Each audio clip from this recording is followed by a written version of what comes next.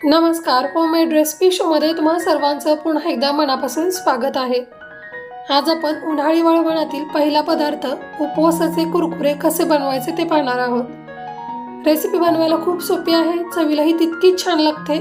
एकदाच बनवायची आणि वर्षभर खायची अशी ही रेसिपी आज आपण बनवतोय।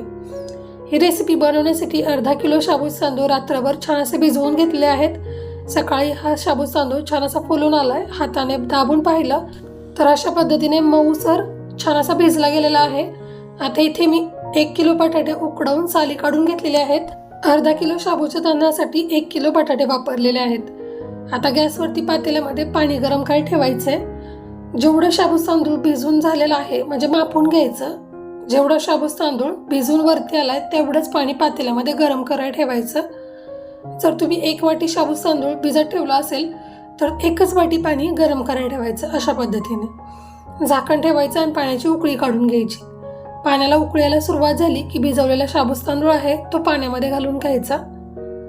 गॅस आपण मोठाच ठेवलाय सुरुवातीला। आता हे शाबूत तांदूळ आपण पाण्यामध्ये एकसारखे मिक्स करून घेऊयात। आपल्याला थोडा वेळ हे शाबूत तांदूळ एकसारखं हलवत राहायचं आहे, म्हणजे यामध्ये गुठळ्या होत नाहीत आणि एकसारखं हे मिक्स होऊन जातं।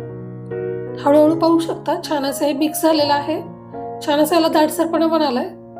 अशा पद्धतीने बघा, फक्त थोडा वेळ आपल्याला याला उकळी येईपर्यंत एकसारखं हलवत राहायचंय, नाहीतर खालून काय होतं एखाद्याच पातेल्याला खालून लागलं जातं। मी यासाठी एकसारखं हलवत राहायचं।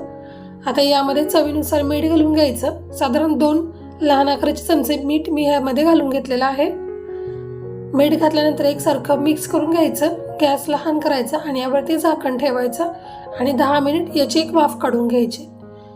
शाबूत तांदूळ 10 मिनिट शिजतोय तोपर्यंत आपण उकडलेले बटाटे आहेत ते आता लहान आकाराच्या किसणीने किसून घेऊयात। हा बटाटा वापरताना मॅशरने मॅश न करता आपल्याला लहान आकाराच्या किसणीने किसून घ्यायचंय। यामध्ये आपल्याला बटाट्याच्या फोडी अजिबात शिल्लक ठेवायचे नाहीत। यासाठी इथे मी लहान आकाराच्या किसणीने सगळा बटाटा अशा पद्धतीने किसून घेतलेला आहे। संपूर्ण बटाटा छान असा किसून झालेला आहे, तुम्ही पाहू शकता। आता आपल्याला काय करायचंय, जे शाबूत तांदूळ गॅसवरती शिजत ठेवले होते ते पाहूयात। तुम्ही पाहू शकता याला वरून आता साई यायला सुरुवात झालेली आहे। एकसारखं मिक्स करून घेऊयात। शाबूच्या तांदळाचे जे कण आहेत ते पाण्यामध्ये पूर्णपणे विरघळले गेलेले आहेत असं दिसतंय बघा। या स्टेजला आता यामध्ये शिजवलेला बटाटा जो आपण लहान आकाराच्या किसणीने किसून घेतलाय तो यामध्ये घालून घ्यायचा आहे आणि लगेच एकसारखा मिक्स करून घ्यायचा आहे। गॅस आपण अगदी लहानच ठेवलाय। जोपर्यंत आपण बटाटा एकसारखा मिक्स करत नाही तोपर्यंत आपल्याला गॅस लहानच ठेवून ही प्रोसेस करून घ्यायची आहे। अशा पद्धतीने बघा सगळा बटाटा शाबूच्या तांदळामध्ये एकसारखा मिक्स करून झालेला आहे। पूर्णपणे याचा रंग पूर्ण बदललेला आहे, तुम्ही पाहू शकता। आता आपण काय करूया, मिक्स करून झाले की लगेच गॅस बंद करायचा आणि मिश्रण गरम आहे तोपर्यंतच आपण हे उन्हाळी काम करायला सुरुवात करून घ्यायची आहे। आता आपल्याला शेवग्याची गरज नाहीये, जर तुम्ही शेवगा वापरला तरी चालेल, पण इथे मी मिठाची पिशवी वापरणार आहे। जे आपण रेग्युलर मीठ आणतो ती पिशवी घ्यायची आहे, त्याची वरची बाजू कट करून घ्यायची आणि त्यामध्ये हे शिजवलेलं मिश्रण आहे ते घालून घ्यायचं। आता आपल्याला याची एक बाजू आहे ती हाताने गुंडाळून घट्ट अशी पकडून घ्यायची आहे आणि जी कोणाची बाजू आहे ती कैचीने कट करून घ्यायची अशा पद्धतीने आणि लगेच हे मिश्रण हे कुरकुरे करण्यासाठी घालून घ्यायचे आहे। तुम्ही पाहू शकता पिशवीमध्ये हे मिश्रण भरल्यामुळे अगदी सहजरित्या हे कुरकुरे घालायला सोपे जातात। हातालाही चटका बसत नाही आणि जास्त भांड्यांचा पसाराही पडत नाही। शेवगाही आपल्याला खरकटा करायला लागत नाही। ज्या भांड्यामध्ये तुम्ही शिजवता तेवढंच पातेलं एखादे पळी खराब होते, नाहीतर तुमचं काम हे पटकन होऊन जातं। अशा पद्धतीने हे कुरकुरे करून घ्यायचे।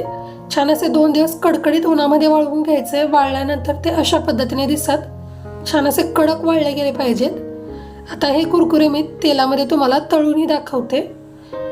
तेल आपल्याला तापत ठेवायचे, गॅस मोठा ठेवायचा आणि कडकडीत तेलामध्ये हे तळण्यासाठी घालून घ्यायचे। दुप्पट तिप्पट आकारामध्ये छान असे फुलून येतात तेलामध्ये टाकल्यानंतर। दोन्ही बाजू चांगल्या छान अशा भाजून घेतल्या की लगेच तेलातून बाजूला करून घ्यायचे। अजिबात लालसर पडत नाहीत, चवीलाही खूप छान लागतात। हे कुरकुरे बनवत असताना तुम्ही तुमच्या आवडीनुसार यामध्ये तिखट किंवा हिरवी मिरची बारीक करून घालू शकता, मी घातलेली नव्हती। अजिबात लाल हे कुरकुरे पडत नाहीत, खूप छान लागतात आणि कमी तेलामध्ये छान असे तळले जातात. उपवासासाठी तुम्ही ही रेसिपी एकदा नक्की ट्राय करून पहा. उन्हाळी वळवणातील हा पहिला पदार्थ आज आपण पाहिलेला आहे.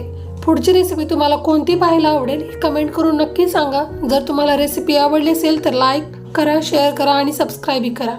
पुन्हा भेटू अशाच एका नवीन रेसिपीसोबत. तोपर्यंत धन्यवाद.